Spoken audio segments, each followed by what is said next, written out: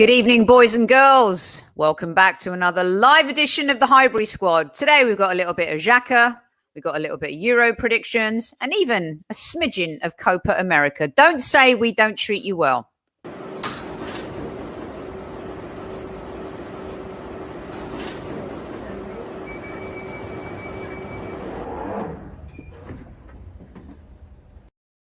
It's the eve before the Euros. We've been waiting a year for this, 5 years now, I believe, if my maths is correct. It wasn't my strongest subject in school. But welcome back to the show, my brother from another podcast mother. It's Super Kev, Super Kevin Campbell.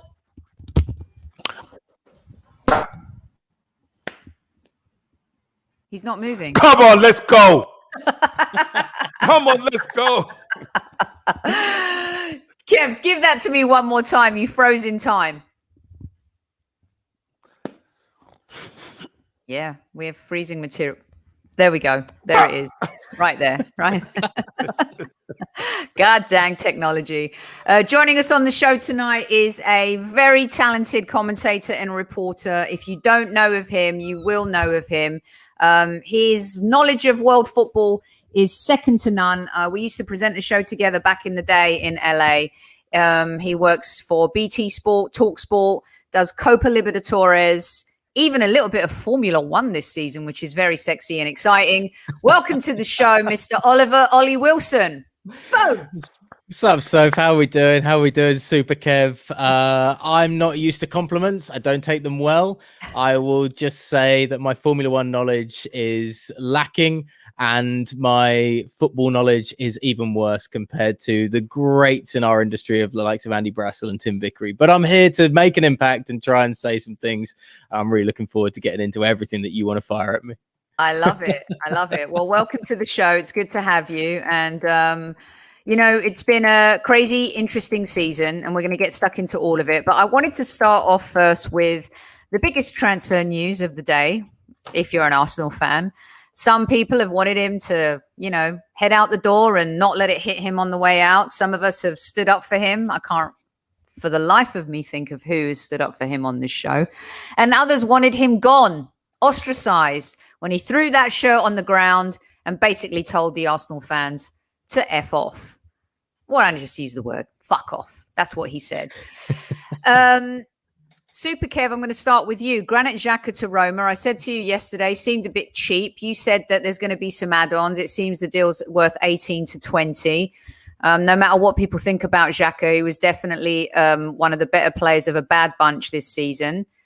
It's time to move on, and I think we all agree on that. But I also think that at times like this, we should just thank him for what he's done for the Arsenal, aside from the mistakes. Listen, he's been at Arsenal for a good few years, and you could only wish players well. Let's be honest. But there has been a lot going on since, he's been at the club. And rightly so, I think the demise of the club has gone backwards since he's been there. You know, you just look at the results. You look at how the team's performed. And we haven't qualified since he's been at the club. We haven't qualified for the Champions League. And it's not just his fault, but our midfield hasn't been good enough. The players haven't been good enough. So, wish him well. But I was one of those when he threw his shirt on the ground. I was at the stadium at the time. And I said, there's no way back for him. So it's, a couple of years it's lasted before he got moved on. So, listen, wish him well, but don't let the door hit you on the way out. Ollie, I always love hearing people's perspective outside of Arsenal fans and us, because we've definitely become a bit of a divided fan base. Not a bit. We are a very divided fan base. Some would call us delusional at times, which in some spots is fair. What's Xhaka's legacy at Arsenal? Does he even have one? Is it a chapter or a legacy? Look, I think Xhaka's legacy comes into exactly what Kevin was saying just a moment ago. He will always be remembered, regardless of and let's not discredit him too much, the hard graft that he did put in an Arsenal midfield that has been lacking a grafter for so many years now. There hasn't been an Arsenal holding midfielder that's been able to take the mantle on from a Patrick Vieira. I mean, let's be extreme and go back that far. But Granit Xhaka at least put in a lot of the time the hard graft to try and take that mantle and make that position his own. But he will always be remembered for the guy that threw quite literally almost the shirt in and didn't obviously want to be a part of that Arsenal side now for the last 2 years. And it's difficult to remove that from the positive effort that I actually think Xhaka for a fair amount of his Arsenal career put in and added to that midfield. If you can imagine the Arsenal midfield before that incident with somebody else aside from Granit Xhaka, do you really think you would have got a similar effort and determination at times from players of his caliber? I don't want to talk about players that are above and better than him, because that's a completely different scenario. But I think he came to Arsenal and did for a long period of time put in at least a hard graft and work effort into that central midfield role, which is the thing that Arsenal have been missing for so long. And he didn't cut the mustard and didn't make it his own. He never seemed to grab a game by the horns and control it in that sense. But at least he tried. You know, that's something that Arsenal, I think, for me, in the middle of the field have lacked is like at West Ham. You take a Mark Noble and say, never produced as well as you would want him to, but at least he gave everything he did. And there was a long period of time where Granit Xhaka did that. After then, the incident with throwing the shirt in and not obviously really wanting to be involved, then you get into problems. And to be honest, he probably should have been moved on before now. But I think it's unfair to tarnish him completely with the last 18 months or so compared to the service that he has given to the football club. Yeah, Kev, he doesn't fall into the same category for me as Kolasinac, Sokratis, Ozil and Mustafi in terms of those players you wanted to move on. I think he's a player we need to move on definitely in order to improve our midfield. There's no doubt about that. But I agree completely with what Oliver is saying in the sense that he always put in an effort. He always put in a shift. There's a reason why Emery, Freddie, and had him as captain, and Wenger as well. He was a leader. I saw that with my own eyes here in LA. He was definitely one of the most mature players, and unfortunately became the fall guy a lot of the times for the Arsenal. And we loved kind of having a dartboard and, a picture of Arsenal players on that dartboard that we'd enjoy throwing darts at. And Xhaka was definitely one of those, despite the fact that, yes, he made many mistakes. Well, it's not just mistakes, Sophie, Ollie. It's significant season-changing mistakes. Because that foul that he produced, for instance, against Brighton, that was Arsenal's Champions League spot right there. He didn't need to touch him in the box, especially in the box. You don't put your hands on someone in the box. You're nowhere near the ball. He left the referee no choice, but to give a penalty. And there are many things like you're putting one incident down to a. No, it is. It is. We win that game. We're in Europe. We're in the Champions League. So it's a 38-game season. Yeah, but it came down to that point. But you wouldn't be at that point if other people had also been able to raise themselves to the standard. But we were at that point, Ollie. We've got to look at We've got to look at, yes, it's a 38-game season. And then when you get near the end, which is called the business end of the season, every goal and every mistake is magnified. Or is it not? So are David Luiz. David Luiz made mistakes. Our goalkeepers made mistakes. Aubameyang hasn't scored goals. Yeah, but we're talking about Xhaka, please. We're talking about Xhaka here. And what we're talking about is, since Xhaka's been at Arsenal Football Club, Arsenal FC have not qualified for the Champions League. The best chance we had was in that Brighton game. We played Crystal Palace at home when we got battered, and that was Mustafi, if you remember rightly. He was absolute woeful in that game.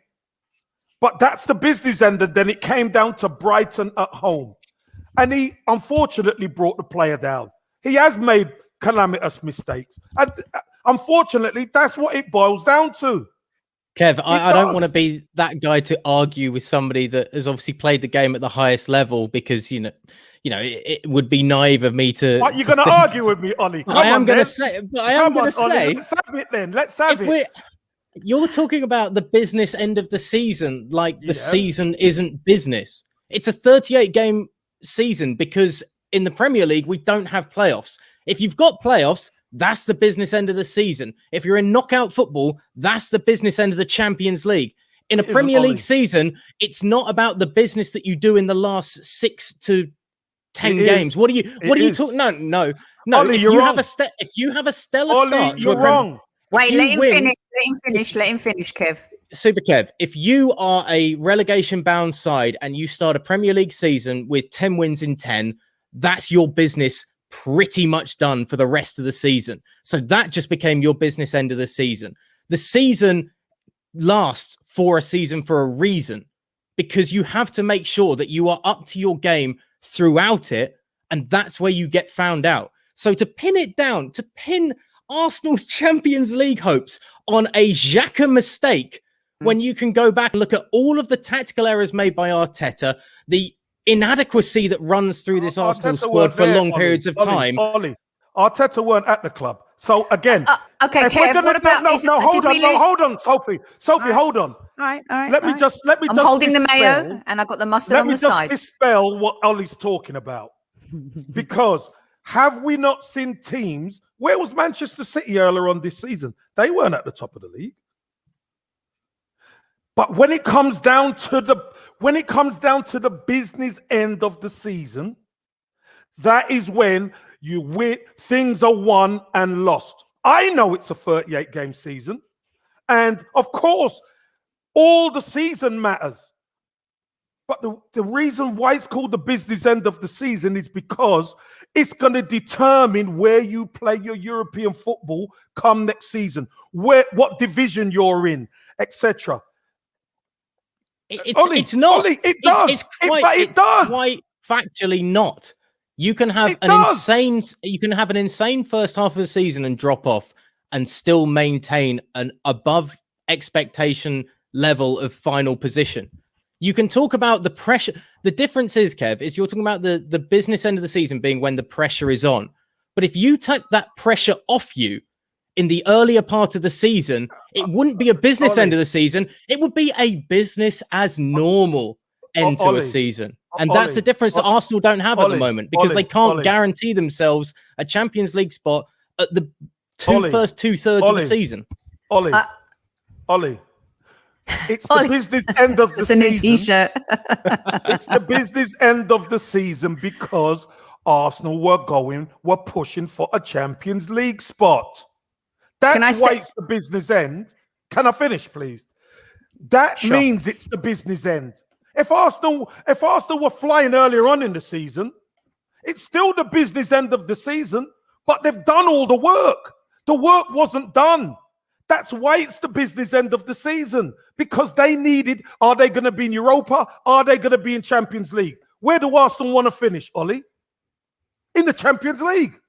So if they beat Brighton at home, they get into the Champions League. You cannot tell me that isn't business. Okay, so when Aubameyang missed the penalty against Spurs, and we could have got in. Kevin Campbell. No, Sophie, hold on a minute. We're talking about Xhaka. Now I'm talking. No, but we're talking about Xhaka. It's a conversation about Arsenal players who make mistakes and who cost us places in the Premier, in the Champions League, in Europe period, Europa League. Now, it's not that. That isn't the question. The question was about Xhaka's legacy. I'm sorry, but we're going to compare because of the comment you've made. You've blamed Xhaka for the fact that we've missed Champions League football. That's insane. It was down to that game. Okay, because so when Jans Lehmann got sent off in the Champions League final, is it his fault we lost that game? Is it Henry's fault that he missed that chance where we could have had 2 goals? Is that his fault? Sophie. Answer the question, Kevin Campbell. Sophie, it's not the same. Why isn't it the same? Because one's the final. That's the business end of the Champions League, Kev. No, that's a game. No, it's the business end. You said the business end. No, but it's not the league. It's not the league. We need to get back into the Champions League, right? We need to get back in the Champions League. People are moaning we're not ready for the Champions League. We're not good enough. So, therefore, we now have an opportunity in the league to get into the Champions League. In the Champions League final, shit happens. We had a man sent off.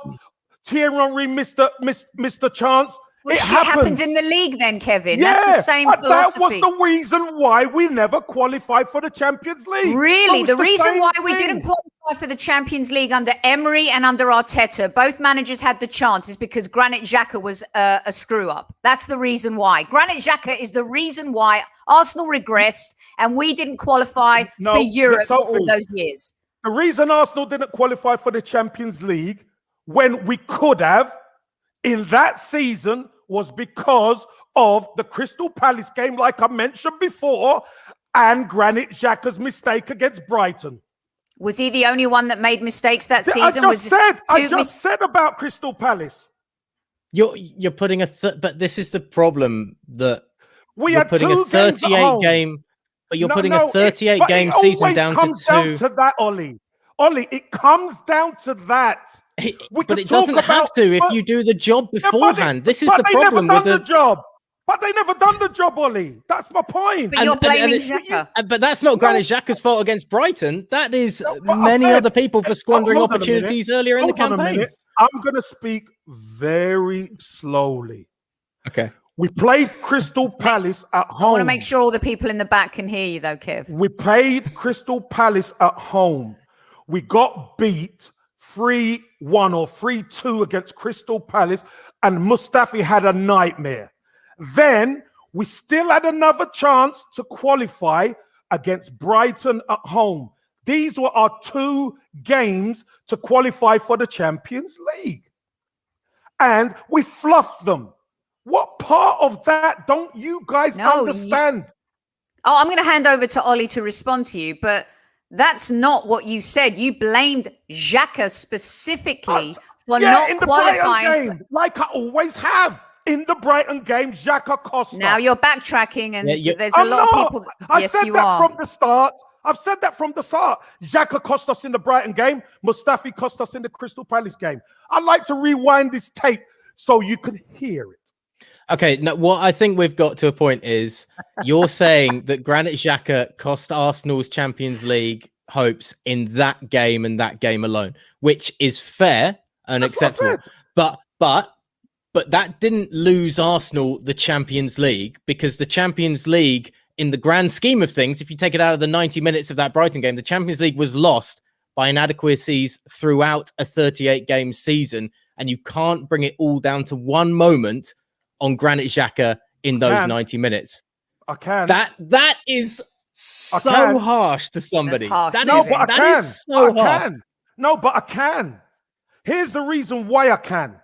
Because of all the chances you get to qualify, you might start off with 5 opportunities. But it's only when you get down to the last one, guys, is when it really matters. Because you fluffed the other 4. Right? Is this a team game? It's not individual. It's not like a tennis match with 2 players. This is a team of 11. You can't win a Premier League with LeBron and 4 others. Like, let's go. I mean, don't get Kev started on LeBron. I mean, he'll go to town on that one. Listen. The bottom line is this: Granit Xhaka. We were talking about mistakes Granit Xhaka's made. No, you were. We were just talking about his his legacy. His legacy. So, and mistakes got mentioned, Sophie. So let's not make it out that I'm trying to dig him out. But I'm saying that mistake he made. But I'm saying that mistake he made cost Arsenal the opportunity to go to the Champions League, and that will be one of his legacies. It's not just me that thinks that; it's other people as well. No, okay, listen. Go on, Ollie. Yes. Can I ask you the question then, Kev? Of that will be his legacy in the short term. No, one of them. That will be one of them. That's like a favoritism in the moment. But when you look back at Granit Xhaka, of a career at Arsenal, 18 months from now, that moment will pale probably in comparison, surely, to the work rate that he put in for a large number of years. I don't think Granit Xhaka has been good enough, right? I've said it before, and I'll say it again. I don't think he's been good enough. That's a fair statement. I think he's had good moments and he's had bad moments, right? And rightly so. This season, he's had good moments at the second half of the season.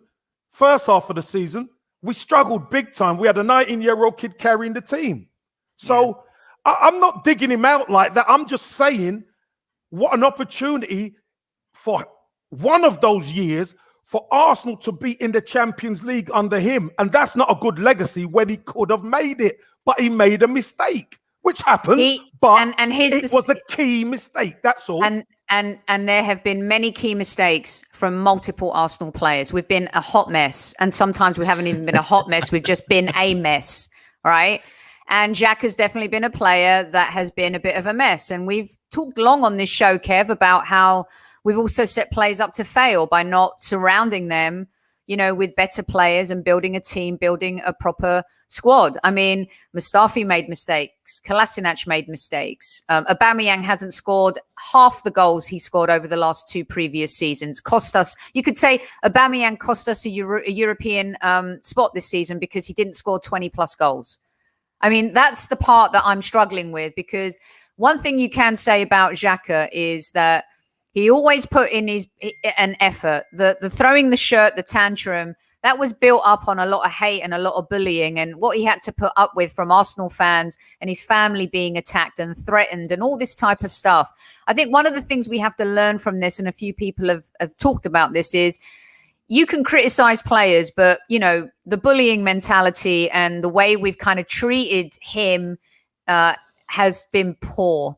And all the time, I think, other than that one moment where it blew up for him, and we've seen it blow up for a lot of players. For me, I think it's just as bad that our captain turned up late for the North London derby as much as Xhaka throwing his shirt on the pitch.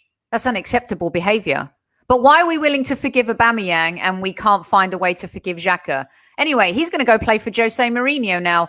Tell us about this move to Roma real quick, Ollie. You follow Serie A real closely. It's one of your expert areas. Do they even need him? I mean, he wants out so bad. He's, you know, that's it. This is something that I find a little perplexing, in that Roma aren't a side that I think need to re-establish the central midfield role. They've got Brian Cristante, who's been in around the Italy squad and is a wonderful, I guess, like mid-20s sort of player. He's got a great passing ability. That Jordan Veretout, who played at Aston Villa, is now there after a really good extended period of time at Fiorentina, and again established himself in Serie A. Lorenzo Pellegrini, who's the captain at the moment. They've got 3 very good central midfielders in Roma right now.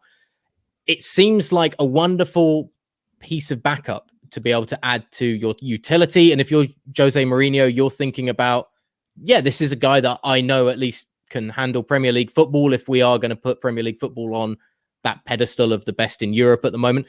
The place that Roma need to buck themselves up and buck their ideas up really is finding goals and in their actual defensive areas. Now, if Xhaka can provide some cover for centre-backs and for a back four, then that's fantastic under Mourinho. Sure, we know that Mourinho can play very stodgy, to put it mildly, football and park a bus. But I'm surprised that Roma are so eager to bring in another player into a place where they've already got 3 when you necessarily only need 2. Particularly, they missed out on Champions League football and European football this year. So it does reflect to think that Xhaka just saw an exit route and saw a way out under a manager that perhaps he feels, you know, how many players want to play under Jose Mourinho at the moment? How many players want to play under Mikel Arteta? I mean, let's all the youngsters do. Well, that's different. They're not. Came in, Gabriel came in, Gabriel came in. Let's, you know, Martinelli naivety is a wonderful Martinelli's thing, there. Listen, at the end of the day, we could say whatever you like. Mourinho's still a top class manager. He still is. So the fact of the matter is, he's helped us for once. I'm genuinely wondering obviously you guys represent and fly the Arsenal flag fantastically. I'm wondering, out of the players that you see in a similar role to Xhaka in the teams that finished above you in the Premier League, how many of them would you have replaced Xhaka for? When you think about Højbjerg, Sissoko, and Ndombele at Tottenham, Souček and Rice at West Ham, and Didi and Tielemans at Leicester, Jorginho, Kovacic, Kante. Stop. Other All than of them. Højbjerg, Virtually all of them. Is it actually in all of them? Virtually all of them. For God's sake, Ollie, stop. Okay. No, that is interesting because we have just been talking about and trying to say, Xhaka at least putting the hard graft in at times. And let's not forget that he had moments, and there were times when Arsenal fans were tearing Twitter apart talking about how good Granit Xhaka was when he was, banging in the odd 30-yarder in the Europa League and things like that. But when you get down to a hard graft of it, when you look at the teams above you, would you take all of those holding midfielders over Granit Xhaka? Like, what would it have been like if he had Thomas Partey the last 4 seasons? Because he's played his best football with Thomas Partey next to him. I think we all agree on that. And Thomas Partey hasn't even played his best football yet. Yeah, he really hasn't. Not as good as he was at Atleti. Absolutely not. And Xhaka had better games than Thomas Partey, at least 3 or 4, where he kind of carried the weight. He had. I've got to say, second half of the season, Granit Xhaka was virtually our standout player. But that just tells you how bad we are. 100%, Kev. We agree on that completely. And good evening to all 330 of you in live chat right now. Thanks so much for joining us. We've got Oliver Wilson here. Hold on a minute. Oh, you're going to break them. Ollie, me and Ollie are going. Come on, Ollie. I've got another one for you. Hold on. I've got Rocky on. Come on, let's go. He's got his Rocky Road. Sun's out, guns out in England, mate. Don't worry about it. Love it, Ollie. Love it. Come on. Okay, here's another one for you then. Oliver, because we've talked a lot about who's going to party Thomas Partey, and Kev all season has been saying Bissouma. He's been saying it from last season, to be fair to him.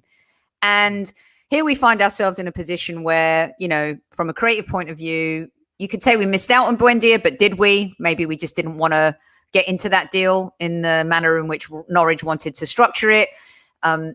It seems like Arteta's lukewarm on Bissouma, whereas he's like packing his Arsenal kits and Instagramming it.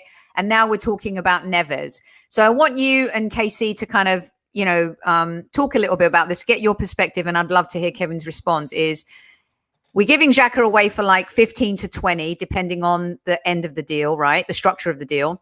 Mm-hmm. We seem to be stalling on Bissouma, who really wants to join the club. And now we're in a 35 million game, maybe for Neves. Arsenal fans, for the last season and a half, we said it on last night's show, have been raving about Wolves and how look at Wolves, look at their players. Why don't we have players like that? And then there are some Arsenal fans saying, well, they're managed by Nuno and he's different to Arteta.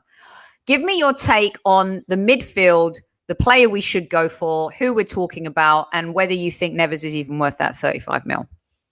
I mean, so firstly, the reason why Arsenal don't get players like Nuno's able to get is because I think, as it's very well known, the links that Nuno and Wolves have with various agents around the globe that are able to bring in those players. Let's not think that Wolves were so phenomenal in their scouting that they were able to bring in a player like Neves, or I don't want to be sticky, but I know some people say Neves because of the Portuguese phrase. Yeah, so I know. I try not to be a guy. wanker about that, but you can be. I mean, yeah. I mean, look, dealing with Brazilian player names, I'm talking Fredgy rather than Fred and stuff like that. And it blows your mind a little bit and you sound a bit crazy when you start down that route. Well, you should know you commentate for South American football as well. So, and world football. So.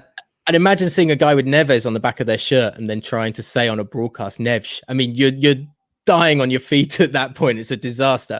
But that's why Wolves have been able to do what they can do. Whereas Arsenal, it's been a continual process of Arsenal don't pay the big bucks and not willing to actually splash what the sides they consider themselves as being equal to, the Uniteds, the Cities, the Chelseas. You put Arsenal in that tier of English football on grandiose and name alone, but they won't spend that same sort of money. Maybe because it's not there, maybe because it's unwilling, maybe it's not the business model. And I respect it, to be honest, as a business model of not just buying a Premier League, because that's very boring. hence why Manchester City didn't have that much acclaim around their victory this year. But alongside Xhaka, I would take somebody like alongside Party. Partey, sorry. I would take. It may cost a bit of money, but there's no money in Italian football at the moment.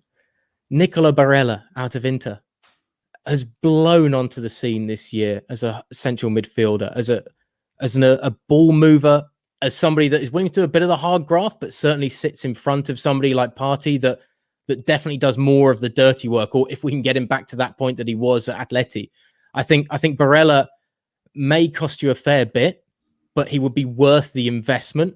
Similarly, an even cheaper version would be Locatelli at Sassuolo, who again just keeps growing and growing in improvement and confidence. I think he's only 22, 23 at this point. And I know I'm coming from a bias of like covering a lot of Serie A football at this point, but I do think there is a breeding ground for young quality players at this point when you look in those sorts of areas in Serie A and Italian football, and how attacking Italian football has actually become compared to what people's expectations are of the league. You look at the goals per game that take place in Italian football. It's not boring 0-0s. It's not defensive 5-6 men behind the ball at all times, a defensive line or anything like that. We're talking about Ciro Immobile scoring 100 goals in the last 4 seasons. So I think if you can anchor and if you can turn Partey into an actual proper anchor in that Arsenal midfield, you can stick any of these young creative Italians alongside them and have that distribution to then provide for, the versatility of Aubameyang, move it out to the flanks and actually get Arsenal kicking and moving again. Because I don't necessarily think that you need to pigeonhole. Partey can be similar to an N'Golo Kante, in my opinion. Not on that same level. He's exceptional. But I think he can play that similar role of just being absolutely everywhere and very comfortable on the ball. And that's what we saw him do in Spain. So rather than looking at spending outrageous amounts of money in leagues where you're going to have to pay a premium price, why not look somewhere where at the moment, considering what we know about the European Super League and the financial trouble that big teams in Italy are in, you can actually go there and get a really cutthroat, ruthless deal for a good central midfielder. What do you think, Kev? And is Barella the type of player that wants to leave Italian football? But what do you? I think Ollie makes a really good point, because you've said as well, like everyone talks about Partey being the Great Wall of Partey, but he's also that box to box guy. You've said that when he plays his best games, he can do that. What's your take? He can do it. Look, I understand about the Italian midfielders are good players, but we need Premiership ready. And I'm not saying that the guys ain't good players, but Basuma knows the Premier League. If someone comes in from a different league, it's gonna take them time to get up to speed, possibly. And that's something we can't afford at Arsenal. We can't. Neves knows it. Basuma knows it. We need athleticism. We need that dogged toughness in the midfield, because we've lacked it. We have lacked it for years. And that's with Granit Xhaka at the football club. Because you know what? Granit Xhaka is not a holding midfielder. He was brought in as a holding midfielder, but he's not a holding midfielder. So because our need was different to the want that we had with him. That's how dysfunctional that we are as a team. And the square peg round hole thing has been a disease for most of the season. Ollie, you wanted to jump in with what Kev said at the very beginning. I just find it interesting, the idea that we still have this idea of Premier League we need experience. somebody that's Premier League ready, when we don't know if they're Premier League ready until they play. There was a really fascinating discussion point before the season just gone, where somebody was trying to claim that Callum Wilson was a better signing for Newcastle than James Rodriguez was for Everton, because you knew that Callum Wilson was Premier League ready. And you're talking about a Golden Boot winner, a Real Madrid, Bayern Munich player who has exceeded on every single level, not being as good as Callum Wilson because of a Premier League ready bias. And you're only going to know if they're Premier League ready if you put them in the mixer and see if they are.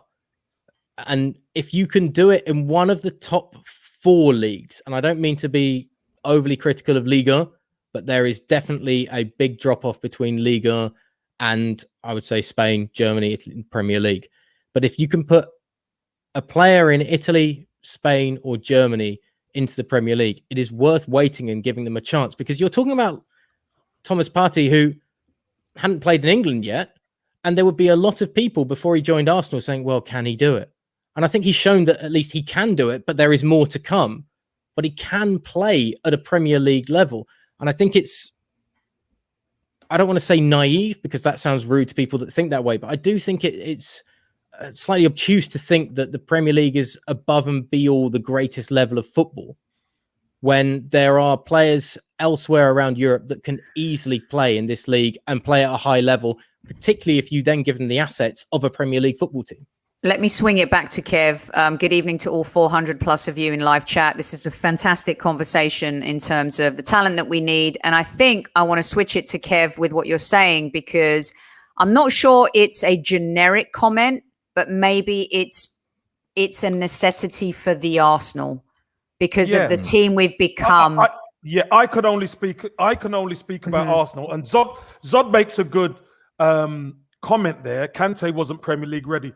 But he went to Leicester. He could play at Leicester and start to understand the game, etc. Arsenal's needs are different. Arsenal have had a dysfunctional midfield for how many years now? We need a midfield that is functioning. And we've already had a midfielder in there who we know Partey's qualities, but we're expecting him to make that jump next season. We don't want to have more in there, and we're like, oh, we know they're good players, but we'll wait for them. We can't afford to wait. We need a midfield. Sorry, Ollie. We just need a midfield now who can get in there and be athletic, be tough, be aggressive, and know the Premier League. That's all I'm asking. I'm not saying none of the other players can't play in the Premier League. That's not what I said. But for us, we cannot afford to go down that route again of giving people time, because how much time would they need? Is it 1 year? Is it 2 years? 18 months? Unfortunately, we suffered this season, especially in the first half. Was the greatest generation of Arsenal talent and players built on players that have played in the Premier League? And you can look at the back line and argue yes, but you look at Vieira, Petit, Overmars, Pires, Lundberg, Thierry Henry. How many of them had Premier League experience before they went to Arsenal? Yeah, but Ollie, here's the thing. They never came straight into the team.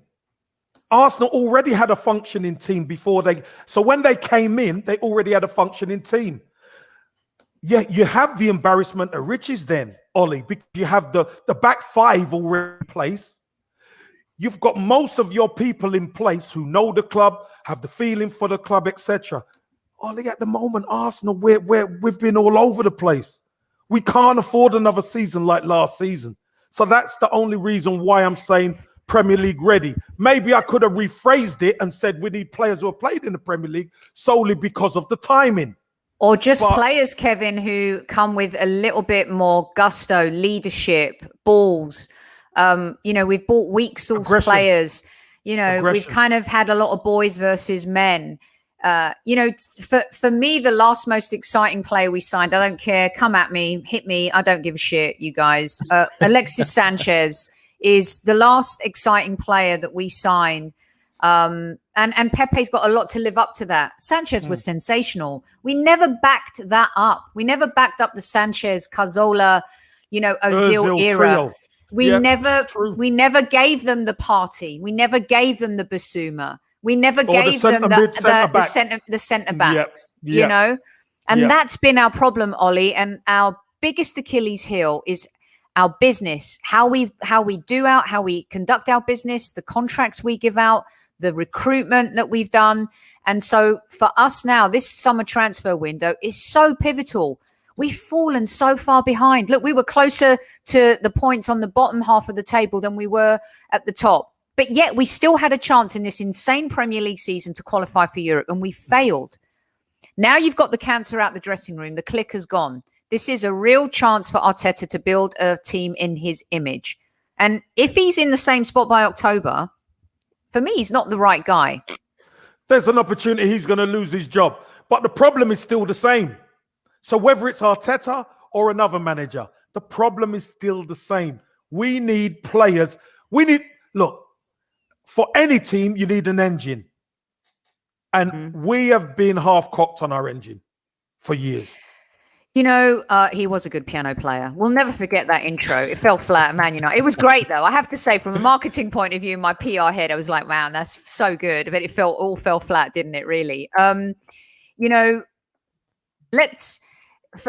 when it comes to, you look at these teams, look at City, look at Liverpool, Man United, even, you could say, Chelsea.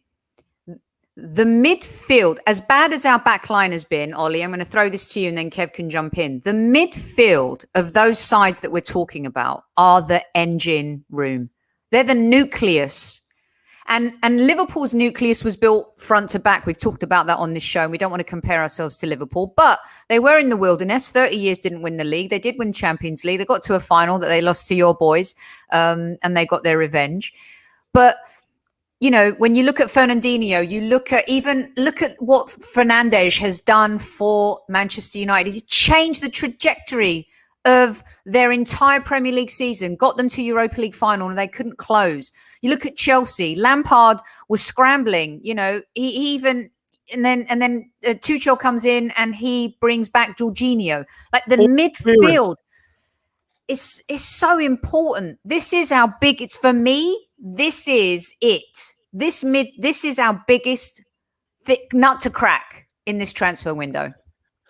I mean, to me, with Arsenal, there's always two big nuts because I always, as always is, I guess. I bloody hope so, Ollie. Jeez, I tell you what, one ain't good enough. We need two. You guys got some cojones on you, I tell you. They need to be cracked at some point. We need them. I love that, Ollie. I love that. 100%, to quote Bert Kreischer, it's definitely the midfield is the work engine, where if you have one of those great box-to-box midfielders, if you have a midfield that can snuff out everything beforehand, for sure. I also think, though, that there's still with Arsenal for a long period of this, what has been a steady decline. And I know I'm coming on an Arsenal podcast and talking about old history and trying to raise up to modern football and all that kind of stuff. But defensively as well, I still think the centre-back pairing has never been quite right at Arsenal. And I don't think it necessarily comes down to it's about the holding midfielders. I think it's the spine of the team. I mean, you look at what took Liverpool over the edge. Virgil van Dijk and a high-quality goalkeeper. And they invested money in both, and that sorted them out because they had... I really like Jordan Henderson. I really like Giorgio Wijnaldum. Are they world elite? I would take N'Golo Kante above both of those in a heartbeat. They're very good midfielders. But Virgil van Dijk changed that Liverpool side and made them a title-winning side. And so you can talk about midfielders all you want. I think if you sort out a spine of a team in that lower half of the field, that's when Arsenal then get sorted. So buying a defensive midfielder may pave over some cracks, but it may not solve every single issue that Arsenal have at this point.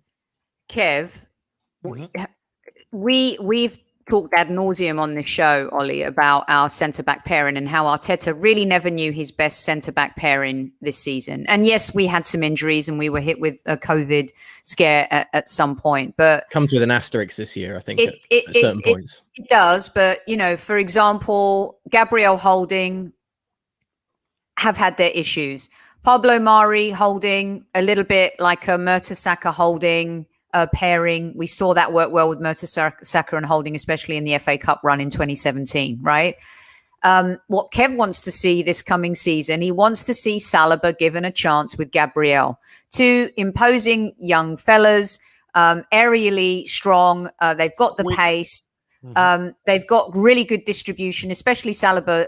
His distribution, I think, I know he's been criticised for it a little bit, but, his confidence has grown at Nice. He's been playing excellent during his loan spell, one of the most successful loan spells, in addition to Mavropanos at Stuttgart. So that you're 100% correct. We need to fix that. And at the same time, Kev, now we're trying to find, is Cedric going to be the answer at right back, or is Chambers? I have a feeling they're going to try and sell us on that, and we're not going to get a right back in this window. I have this hunch that they're going to try and sell us on those two guys being the guys. Well, I think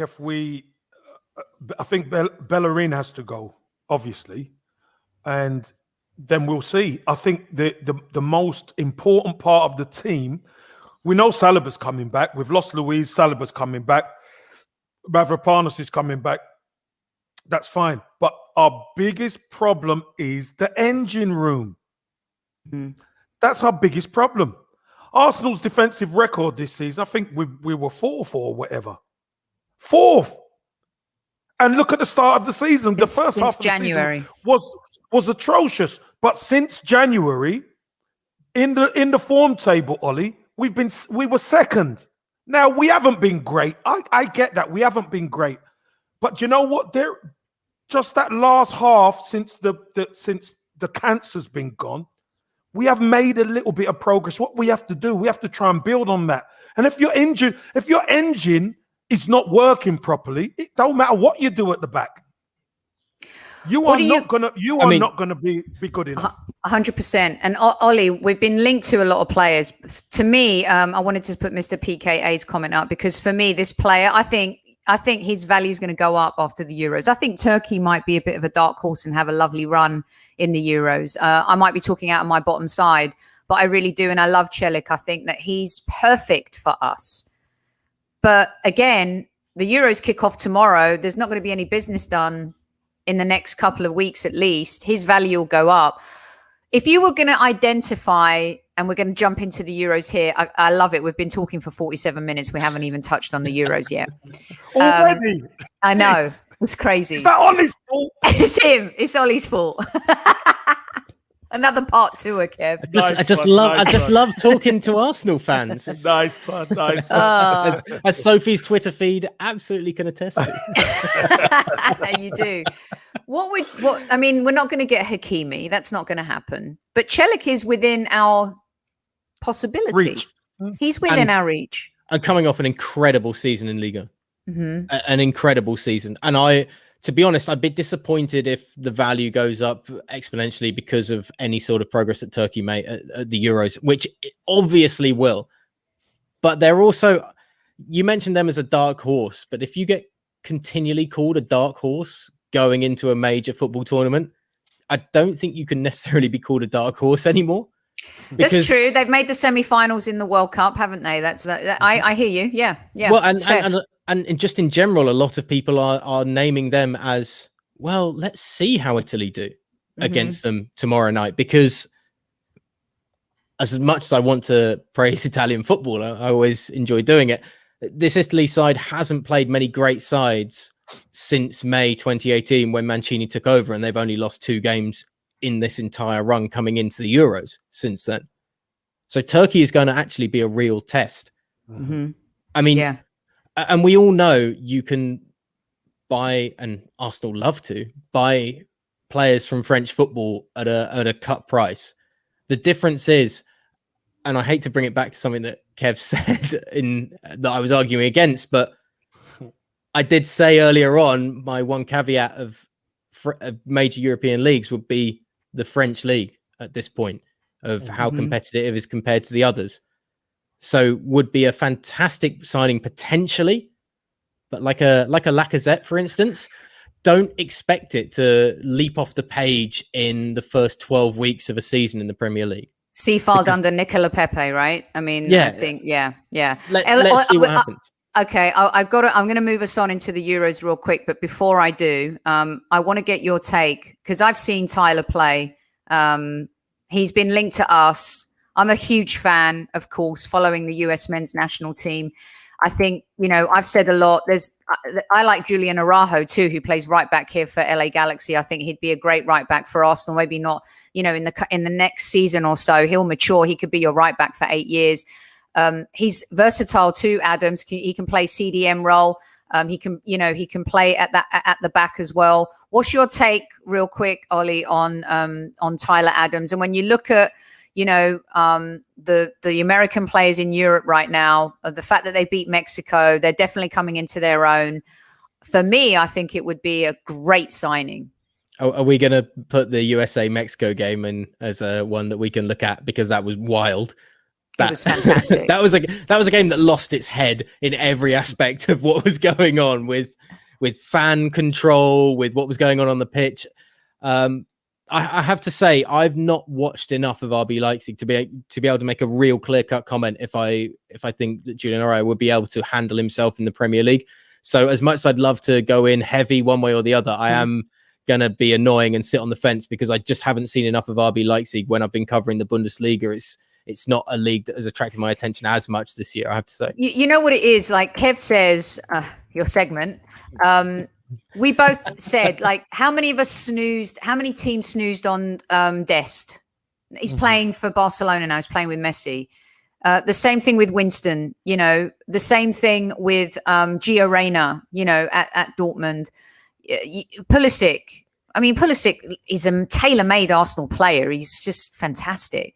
And so for me, I think like Tyler Adams is one of those that's, percolating right now, that I think, and people are comparing him to Maitland-Niles. He's so much better than Maitland-Niles. Stop this madness. Get off the Maitland-Niles train, the Willock train, the Chambers train, the El Neni train. This train needs to go into a station that says Arsenal players who have been given their chance time and time again and haven't really done bugger all. Station. That's where they should be parked. It's a big station. A big station, Kev, big station. All right, let's reel this off real quick then. Euro 2020 starts tomorrow. The big game is Italy versus Turkey. Wanted to get your takes and predictions. We talked about England yesterday. We're not going to talk about England too much, but we'll definitely get your predictions for the tournament. The groups are interesting. There's the group of death, of course, which is the insane when you look at that. Ollie, I'm going to start with you. What's your take on the Euros? Who's your favorite, and how do you see this panning out, this tournament? Players seem knackered, so I'm hoping it's going to be good quality regardless. Players are tired. Honestly, I do think fans are tired. I think the current European football season, with the Champions League and how in England, the Premier League has been so spread out. I mean, I've missed throughout this Premier League season 3 o'clock kickoffs with multiple games, as opposed to feeling like a weekend just has this blare of Premier League football going on in the background. And so it's just felt like a deluge of football throughout midweeks. Every single week, there's another round of games, which is fantastic, of course, unless you're trying to cover like 3 or 4 leagues at once. And then it's like, well, where am I going with trying to follow everything? But I think players are going to be tired. I think it's going to be a difficult summer tournament for some of them in particular. I mean, you think the Serie A season, the La Liga season, Premier League season, they all finished the last weekend in May. It's not a large amount of time going into a major tournament, 2 weeks to actually rest up.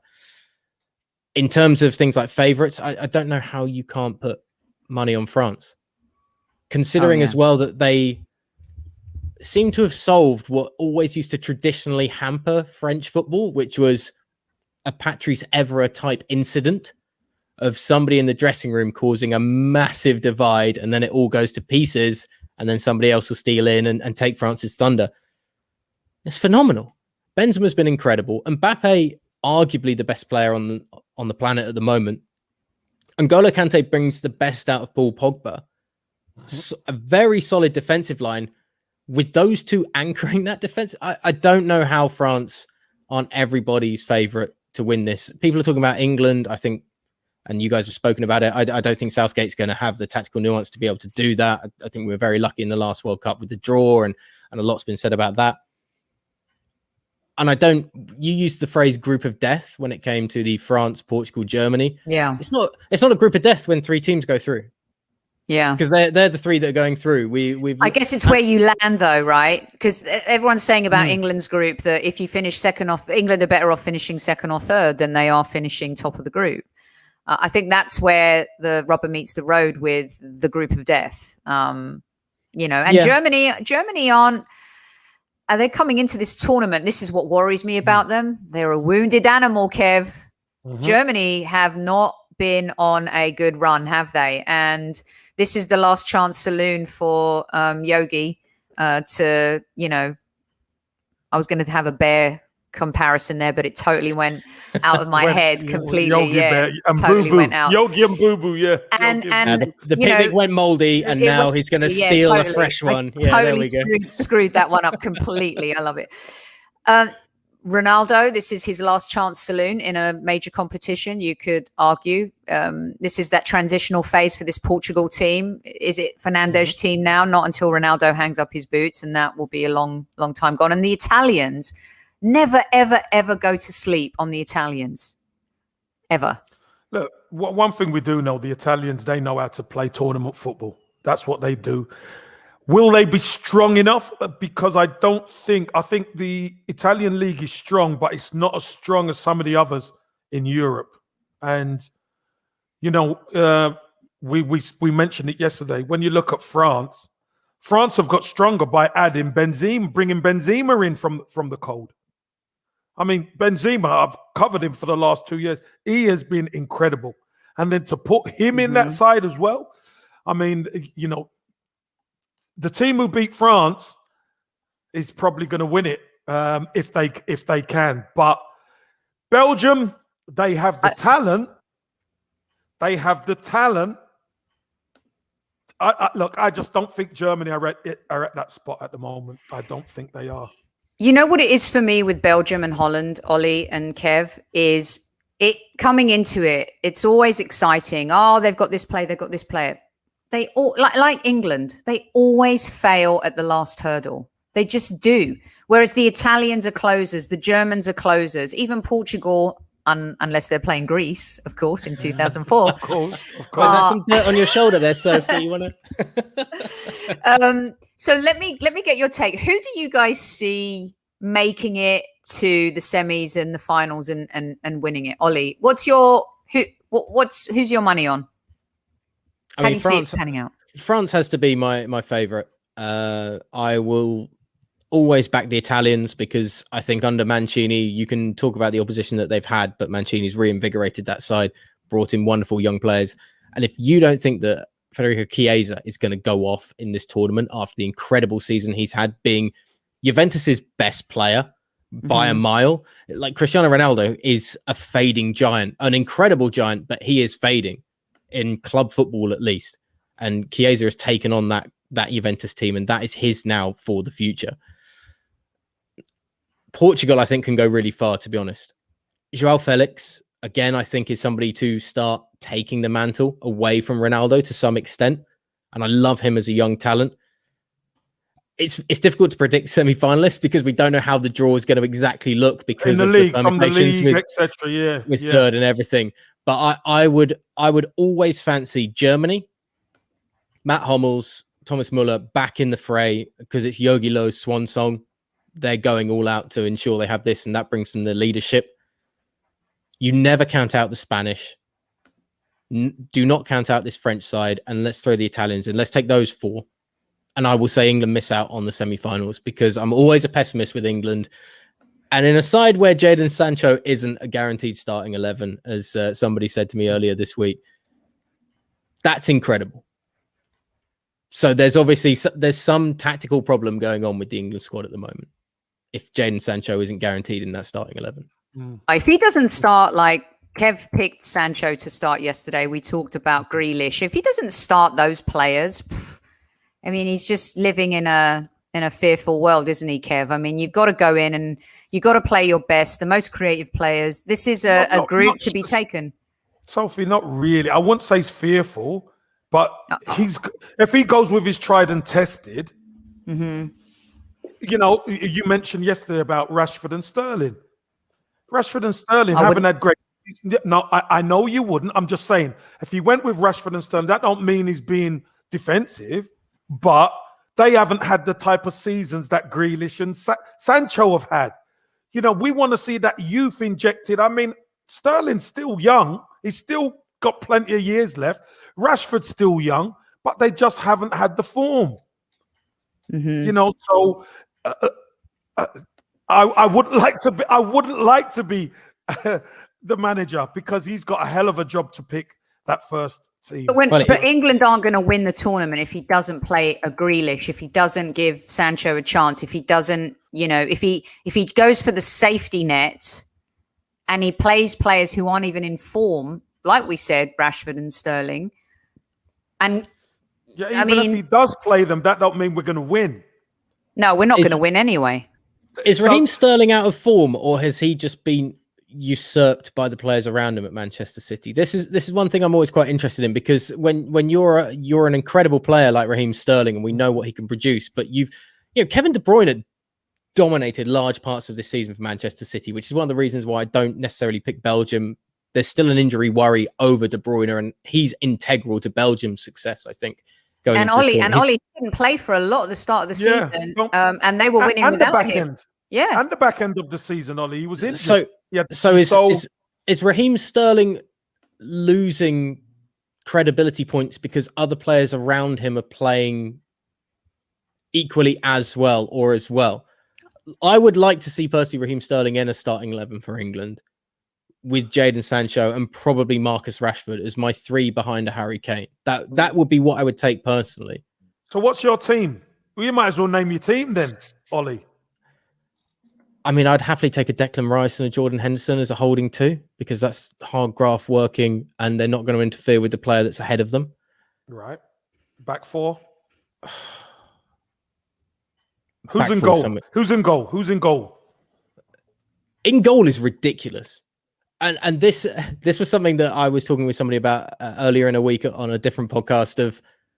I actually think England's goalkeeper troubles could come up, because I don't necessarily rely on Jordan Pickford, but I don't see either of the other two being as capable going into this tournament. So I would have Pickford in between the posts. Yeah, but he's not. But he's not a guaranteed safe pair of hands. We've already seen him make mistakes at both international and club level. 100%. And it's weird to go into a tournament because we're normally so relaxed about our England number one. Oh, it's always going to be David Seaman, Joe Hart, whoever. It seems way more up for grabs than I think it necessarily is. And I don't necessarily trust Pickford. So what's your back four? Just so we got your team. Are you playing a back four? You're playing a back four. Yeah. I'd play a 4-2. 3-1. 3-1, yeah. So who's your back four? I had Trippier and Luke Shaw anchored by Stones. Oh my gosh, Stones and Mings. Yeah, there's something about Mings that he's got mistakes in him, no doubt.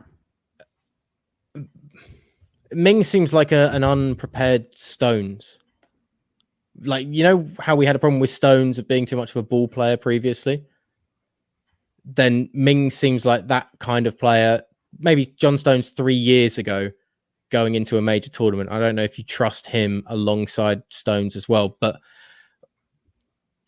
to be honest, I would honestly, it sounds again super fancy, but I would take a potluck with your England back four at the moment, because there's exceptional talent running through every single player in that back line. It's who's going to come into form at the right time. Come on, Ollie. Say it, Ollie. Say it. That may be what... Hold it back. Say it. Don't spray it. Come on. Did I have Mings? I'm not sure it was Mings, Kev. If I'm Gareth Southgate, for you. I would sit as much on the fence as I am right now. If I'm honest, I know it sounds terrible, but... all right, let me ask you this at least. How much do you rate Saka?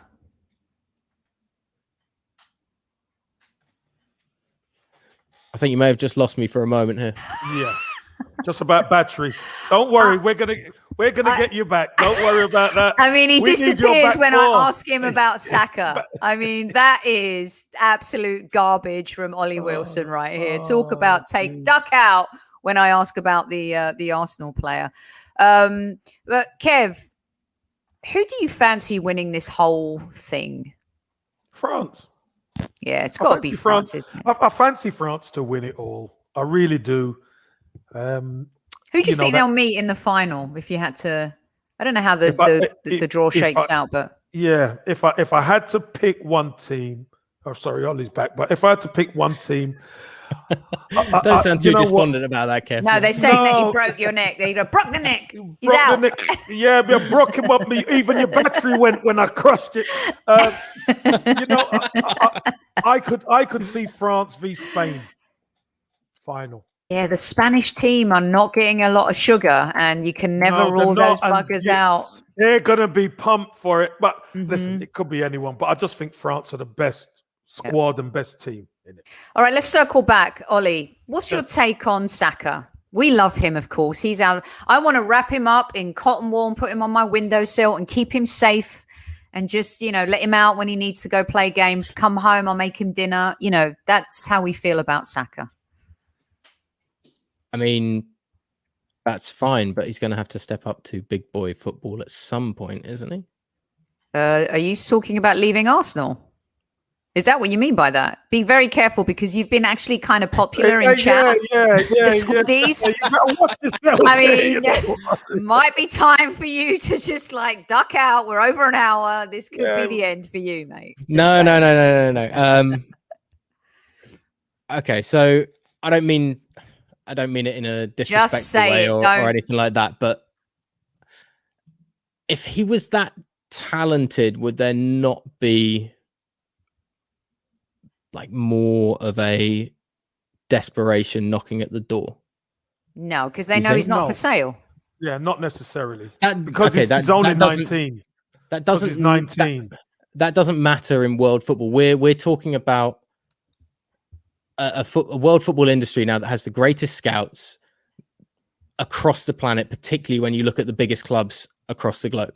So age doesn't come into it. It does. Really? You just lost everyone. Everyone wants your battery to die again. Ollie, and you are right. You are right about the scouts and all that. Here's the difference. The difference is Saka is carrying a team right now. And the money, the bigger clubs who think we can take him, maybe from Arsenal, because Arsenal are not where they should be,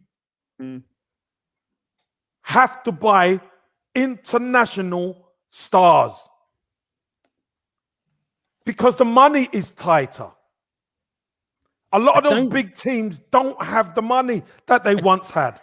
I think there are a number of big sides around the globe and in the Premier League that will happily buy players and then loan them back for various periods to their parent clubs. And not someone like him, though. He's such a hot commodity. Look, he's worth. I feel like I'm talking about somebody's child. Well in the first hour, you're like Xhaka. You see, you've made the mistake right at the business end of the pod.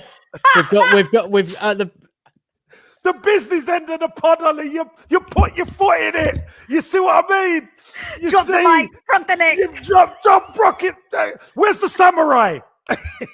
You know what? I had a hell of a season. We got further than I ever thought I'd be able to get to on an Arsenal podcast without offending Arsenal fans too much. And I ruined it for you. I had to ask about Saka. Listen, here's the truth. The truth is, Kev has said, I know, we won't let him get away with that. An hour and 8 minutes in, crying out loud.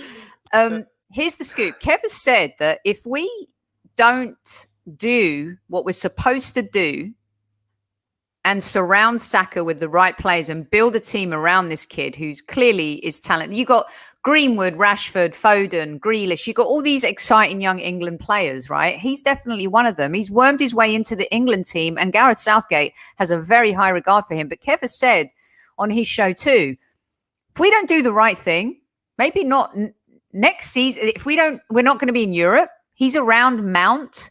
He's around all these guys winning trophies.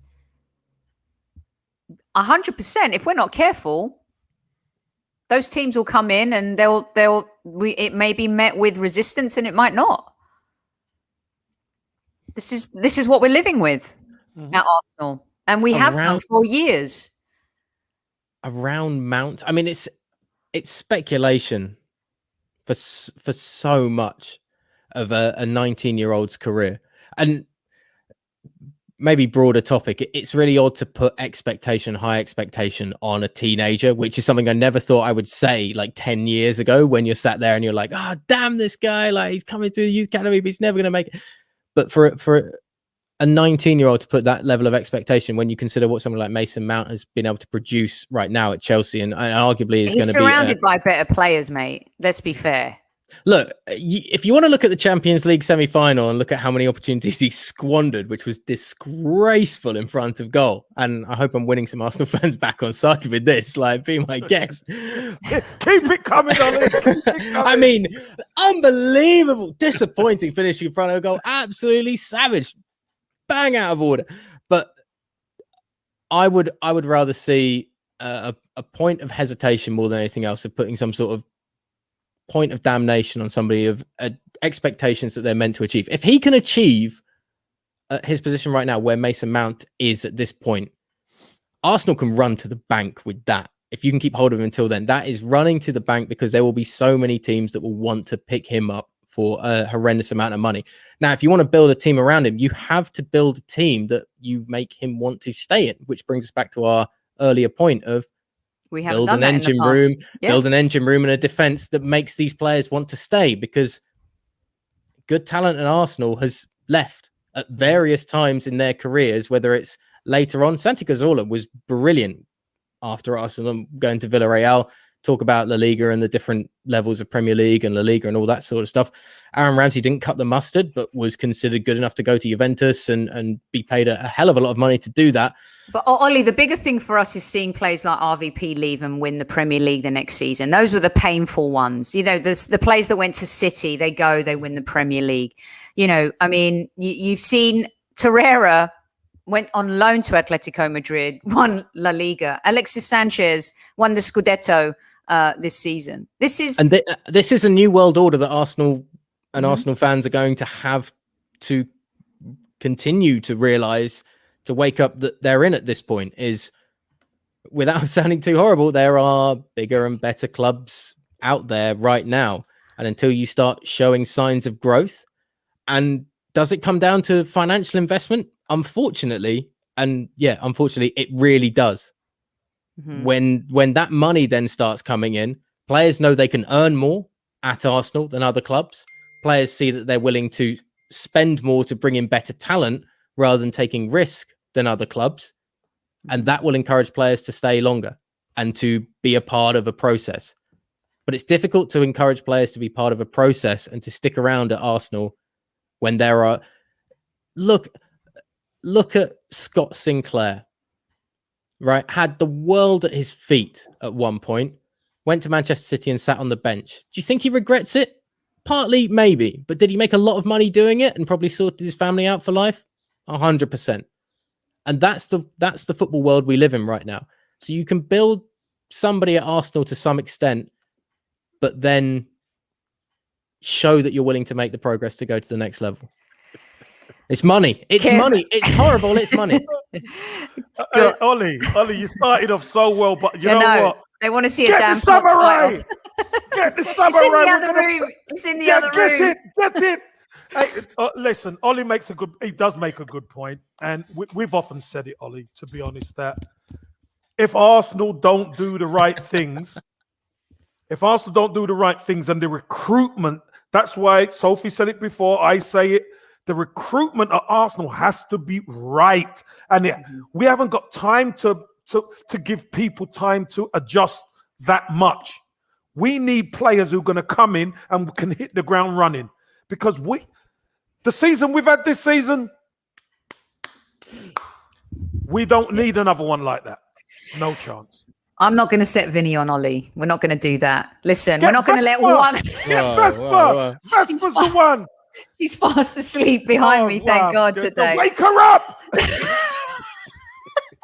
I love it. Really, let's everybody chill. Let's not set the dogs on me, literally. No, okay, no, you're going to be back. People are actually now asking to see a duel between Dan Potts, Potsy, and Ollie, which could be very interesting, Kev, on another show. Yeah, we could definitely do that. I might be taken down in that case. No, not at all. Right, I'm not going to let you go because Kev is insisting. He wants to know you're back. He's not letting you get away with it. Okay, I'll take Harry Maguire. And it's not a form pick, but I'll take somebody that has done on the big stage for England alongside John Stones as my back two. I'll take Luke Shaw because I think he's been actually really good for Manchester United this year, and I've got no bias towards either of those. And I'm going to take, and people are going to hate me for this, I'm going to take Kyle Walker as my right back. I will happily take Kyle Walker as my right back because I like somebody at least being in there with a hell of a lot of experience. And I've always had a real soft spot for Kyle Walker. So my ideal back four, I'll take those four. It's all right. Nothing wrong with that. It's not wrong. Yeah, can't go wrong with. Well, Kyle Walker. I'd pick Trippier, but yeah, Kyle Walker's he's pretty reliable. I mean, every player has a mistake in him, but he's definitely proven himself. He is a blade. That's the trouble. That's why it hurts me so much. So Yeah. Well, my one, I've got a free at the back, Ollie. Okay. My one was Pickford, Walker, Stones, and Maguire. Right side was Reece James.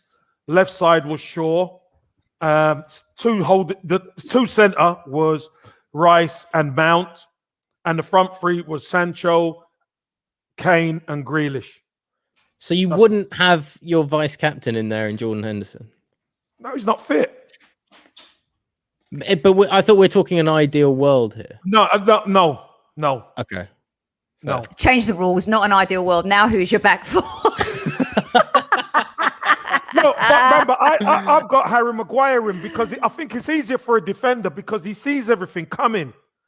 When you're in that center, when you're in that center of the pitch, it has to be. It's a bit different being in the center of the pitch. I like that you're willing to go the new school of the three at the back with the wing backs. I like that.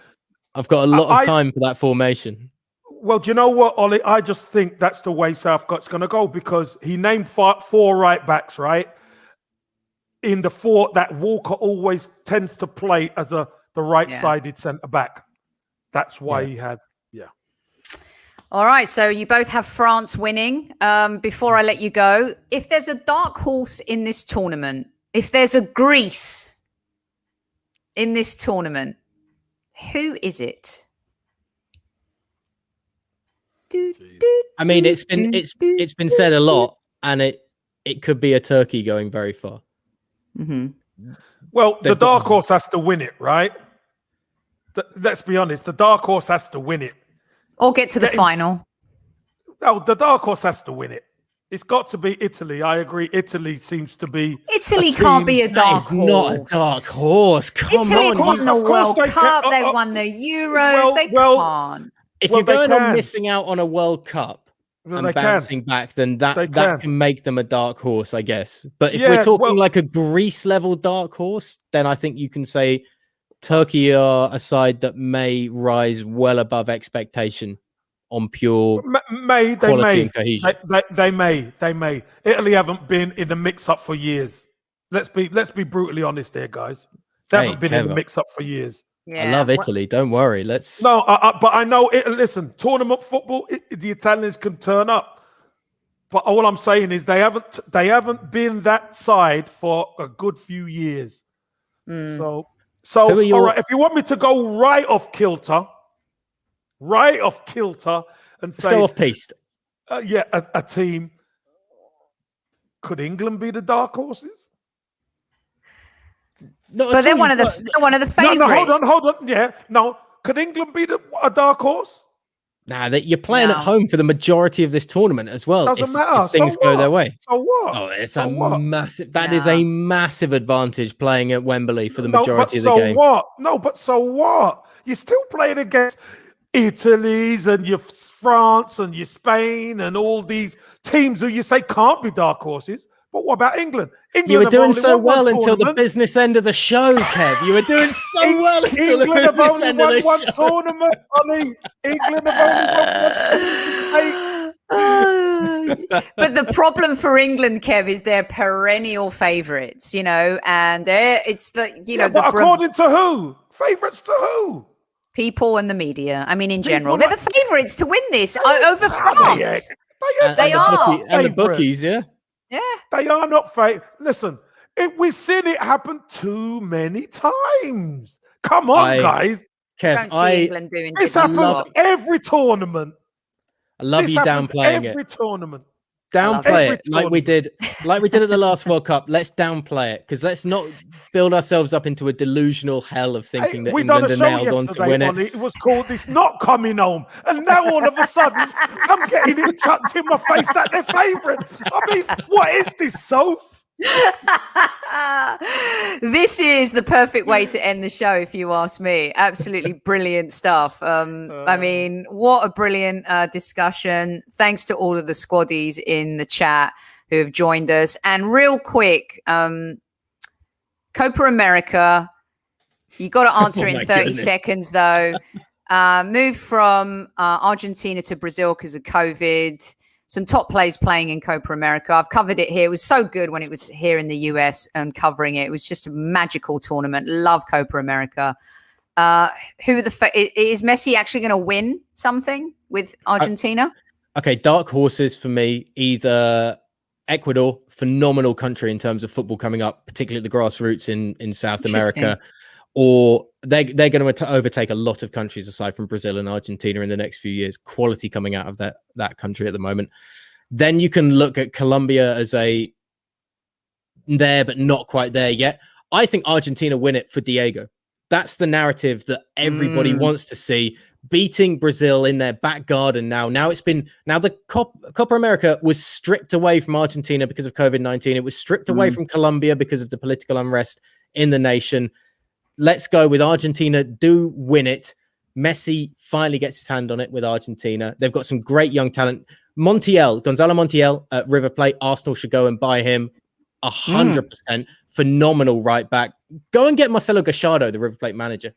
Proven winner in South America. Wonderful tactician. Knows what he's doing. Argentina win the Copa America. You started off so well and now you've absolutely put your foot in it yet again. Stop trying to mess up our club with you, for God's sake. Get out. Listen, get out. I fancy Brazil. I love it. I fancy Brazil in Brazil. So brilliant. Oh my gosh. Awesome stuff. You guys tell everyone where they can find you, Ollie. O_J_Wilson on Twitter and Instagram. I will be floating around the GP Fans Global Formula One YouTube channel. I know maybe my voice on places like ESPN on World Feed of Serie A, Football League, a bit of Premier League with Talksport, BT Sports European Football, wherever you want to go, I might pop up there. Who knows? And you are one of our signings for next season, joining the squad, talking about world football as well. And we're really excited for that. By the way, as well. Yes, WSL, indeed. So more banter and Brock next to come next season with you and Super Kev for sure. Put your gloves up, Kev. Put your gloves up, Kev. We're coming. Ollie, I'm ready for you, babe. Trust me. Lovely speaking to you, Ollie. Top man. Take care, guys. Brilliant stuff. And the Formula One channel, MK, is on YouTube. What's the name of it? Just GP Fans Global. That's GP Fans Global. Okay, awesome. I do love a bit of Formula One myself as well. Okay, Kev, why don't you take the crew out? We're not back tomorrow. We're going to be back on Monday. Are you back tomorrow? No, you're not. I'm not. No one is. Well, no one is. But hopefully next week we're going to do a fans thing. We're going to where the fans answer some of your questions. Yes. And we've had a great we've had a nice couple of days. Really good guest in Ollie. Got plenty out of him, and he's proven that the business end of the season matters most. All the very best, and take good care. Up the Arsenal.